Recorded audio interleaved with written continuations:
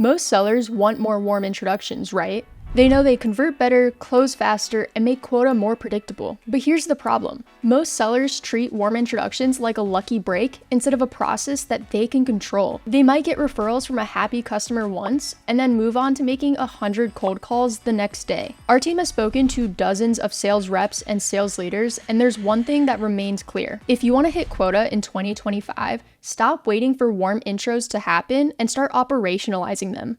Let's break it down into 3 parts. Part 1, people first mindset. Most sellers are laser focused on hitting quota. That's not a bad thing, but it does lead to some transactional thinking. Buyers feel that, and nobody wants to be just another deal. Instead, try shifting to a people first mindset.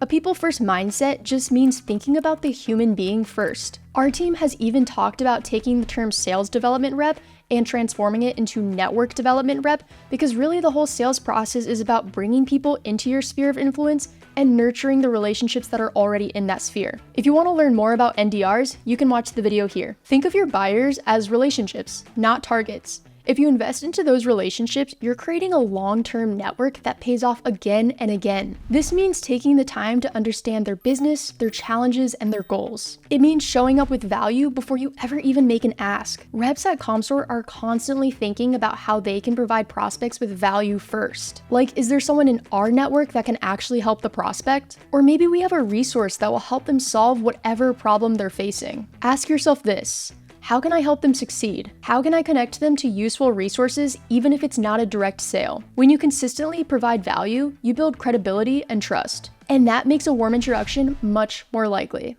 Part 2, investing in warm relationships. Our CEO uses a great analogy. Most sellers treat warm intros like going to the grocery store. Every time you need one, you scramble to find it, or you end up paying way too much for your food. What if you planted a garden instead? What if you built relationships before you even needed them? Then when the time comes, warm intros are already growing in your backyard. Investing in relationships today means an abundance of opportunities tomorrow. There's a stat that's often passed around. Only 3 to 10% of your buyers are in market at any given time. The other 90+% likely won't be in a buying position for months or even years. Your job should be to sell to those that are ready to buy, but to also continue investing into the other 90% that are not yet ready. When that 90% does decide to move in market and they are ready to buy, your company will be the first one they think of because you've been investing in them. The key here is consistency. Networking isn't a one-time event, it's an ongoing process. This means keeping in touch with past clients, engaging with your connections on LinkedIn, and staying top of mind. It's about fostering genuine relationships, not just reaching out when you need something. Another key point, be intentional with your asks. A weak warm intro is when someone just forwards an email. A strong one is when a connector personally vouches for you. And you get those strong connections by building trust. The transfer of trust from connectors to prospects is what causes faster closing times, higher ROI, and lower churn rates. Part 3, operationalizing warm introductions. So how do you actually do all this? Well, first it starts by being intentional. Step 1, you're going to want to track your relationships. Maybe that's a spreadsheet where you log all of your connectors and who they're connected to. Then you can start identifying patterns. Who consistently opens doors for you and who influences buying decisions within your space. We like to think of connectors as being one of 7 categories: advisors, champions, employees, fans, influencers, investors, or partners. Which category do connectors for your best warm intros tend to fall in? Step 2, systematize it. The best sellers don't just hope for intros, they create playbooks for intros.